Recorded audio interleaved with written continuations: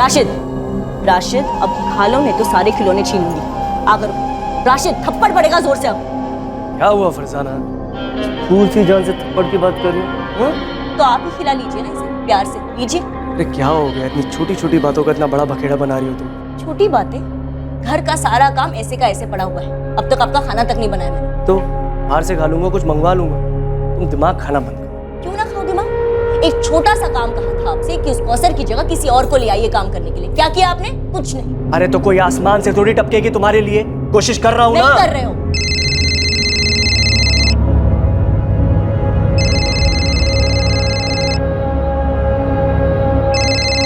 अरे बशीर क्यों फोन कर रहा है अभी? हाँ बशीर बोलो। अशफाक भाई कौसर कहाँ है? बात करो आप उससे मेरी। दिमाग सठिया गया क्या बशीर? मुझे इस तरह के भद्दे मजाक बिल्कुल पसंद नहीं है। क्या मजाक? मैं परेशान हूँ। कौसर कहाँ है? आप ही ने तो कहा था कि खुद उसे यहाँ लेकर रियाजपुर आने वाले हैं। अबे भांग वांग तो नहीं पी रखी है तूने? 3 जून को मैंने कौसर को यहाँ से बस में बैठाया था।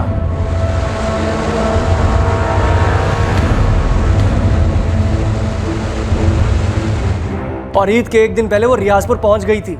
अब आप मजाक कर रहे हैं अशफाक भाई। कौसर यहाँ पहुंची ही नहीं है। आप तो खुद उसे यहाँ लेकर आने वाले थे, फिर उसे अकेले बस में कैसे बैठा दिया आपने? देख बशीर, ये चालाकी किसी और के साथ करना, समझा? तूने खुद मुझे बोला था कि कौसर की टिकट कटा के उसे बस में बैठा दूं, और तू रियाजपुर के बस स्टॉप पर उसे उतार लेगा। चालाकी आप कर रहे हो, खुल्लम खुल्ला झूठ बोल रहे हो। कहाँ है कौसर?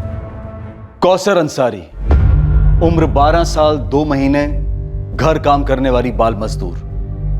कहां थी ये लड़की? कौसर 4 जून को रमजान के बाद जोधपुर से रियाजपुर पहुंचने वाली थी अपने घर वालों के साथ ईद मनाने के लिए, पर वो अपने घर पहुंची ही नहीं।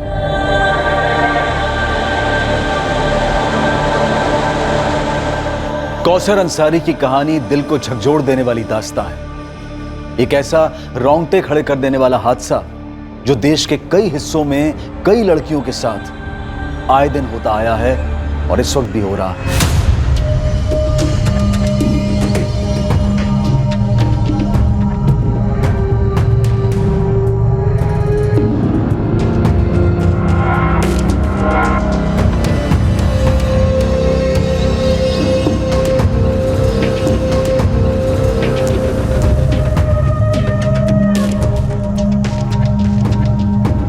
यास्मीन, मैं जोधपुर निकल रहा हूँ। लेकिन क्यों?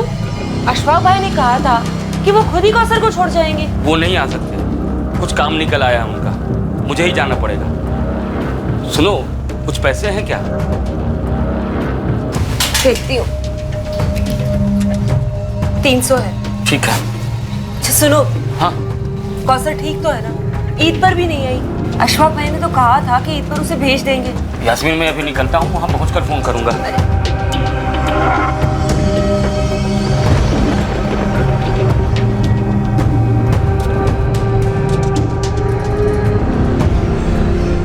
बस अब यही बाकी रह गया, वो बशीर आकर यहाँ अपना रोना देगा। अरे जो कर रहा है करने दो साले, 1 नंबर का लालची इंसान। अगर ज्यादा नौटंकी करी ना उसने, सीधा पुलिस में दूंगा उसे। चलो मैं चलता हूँ, लेट हो रहा हूँ, शाम को मिलता हूँ।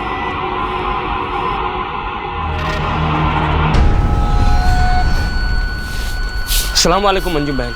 वालेकुम अस्सलाम। लतीफ भाई फोन क्यों नहीं उठा रहे हैं? वो राजकोट गए काम से। सब खैरियत है ना? अब परेशान लग रहे। अब क्या बताऊं, वो अशफाक भाई कह रहे हैं कि उन्होंने कौसर को 3 जून को ही गाड़ी में बिठा दिया था। वो घर नहीं पहुंची अभी तक? ऐसे कैसे बच्चे को अकेले भेज दिया? वही तो लतीफ भाई से बात करनी है। ये अशफाक में आके आसार कुछ ठीक नहीं लग रहे हैं।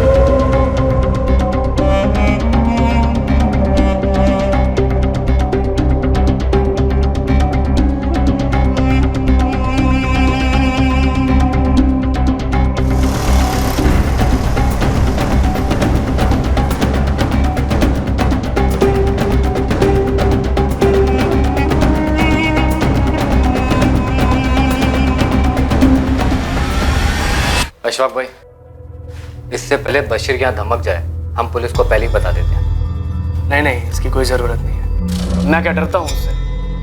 आने दो, उसे साथ लेकर थाने चलते, उसके बाद आमने सामने बैठकर सारा मैटर ही क्लियर कर देंगे। झूठ बोल रहा है ये साहब। हमारी कभी कोई ऐसी बात नहीं हुई कि कौसर को अकेले भेज दो। इन्होंने खुद से कहा था कि कौसर को लेकर हमारे घर रियाजपुर छोड़ देंगे। एक मिनट, चिल्ला क्यों रहे? तो क्या करूं साहब, सिर्फ 12 साल की बच्ची है मेरी। पहले मुझे एक बात समझाओ बच्चा, कौसर को वहाँ रियाजपुर गुजरात से यहाँ जोधपुर इनके यहाँ काम करने तुमने भेजा था? हाँ साहब, 8 महीने पहले भेजा था। क्या करूं साहब, गरीबी, मजबूरी। महीने के आखिरी में बच्चों को पानी पिलाकर सुला रहा था, तो मैंने सोचा कि कम से कम कौसर को तो भरपेट खाना मिलेगा, साथ में पैसे भी। इनके साथ कांटेक्ट कैसे हुआ? हमारे मोहल्ले में कॉन्ट्रैक्टर है लतीफ भाई। मैं और मेरी बीवी यास्मीन दिहाड़ी मजदूर है साहब, खेतों में काम करते हैं। मेरी बेटी कौसर और छोटा बेटा फरीद रियाजपुर के सरकारी स्कूल में पढ़ रहे थे। लतीफ भाई खुद सामने से आए थे, ये कहकर कि कौसर के लिए काम है। अरे बशीर। जी लतीफ भाई। ऐसा है, जोधपुर की ना एक पार्टी है, 3 साल का उनका बच्चा है, उस बच्चे की देखभाल के लिए उन्हें कोई चाहिए, तुम्हारी कौसर जैसी। क्या बोलते हो? लेकिन लतीफ भाई, कौसर तो खुद अभी बच्ची है। बशीर, शरीफ लोग हैं, यूं ही मुलाकात हुई तो जिक्र निकला। बहुत ज़्यादा काम नहीं है, आराम रहेगा। महीने के 15,000 तक देने को तैयार है। 15,000? हाँ 15,000, 2 ईद की छुट्टियाँ और बोनस अलग से। लेकिन लतीफ भाई, कौसर की अम्मी यास्मीन कभी नहीं मानेगी। बशीर, जिंदगी में ऐसे मौके सभी को नहीं मिलते हैं। और फिर देख, यह है क्या? कुछ भी नहीं है। कम से कम तो उस आमदनी से अपने बच्चे फरीद को और अच्छे ढंग से पढ़ा पाएगा, है ना? तुम दोनों अच्छे से खा पी पाओगे, सुकून की जिंदगी गुजारोगे। देख ले, 15,000 रुपये कम नहीं होते हैं, बाकी तुम्हारी मर्जी है।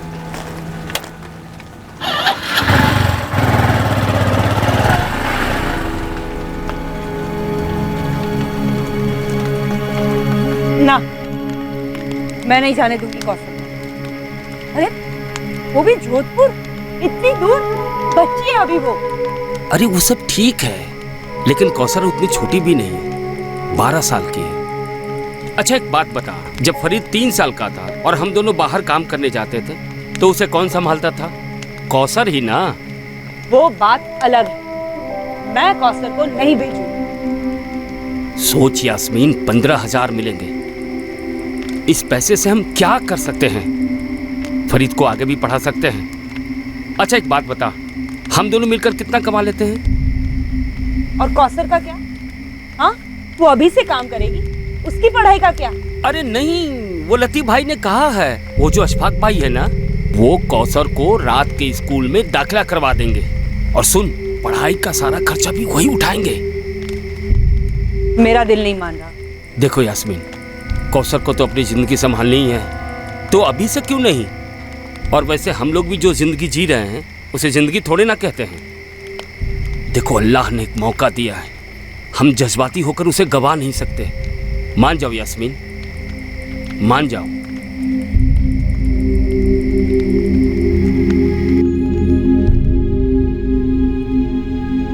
अब मैं नहीं जाऊंगी। आप आ जाएगी तो मैं भी जाऊंगा। तू चुप कर फरीद।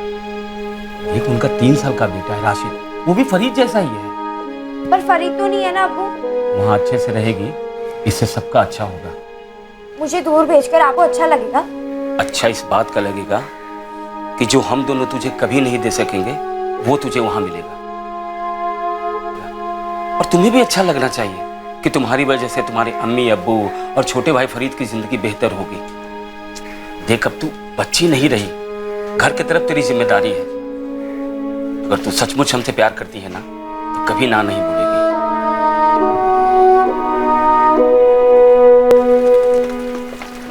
ना कहना आपा, कहोगी ना?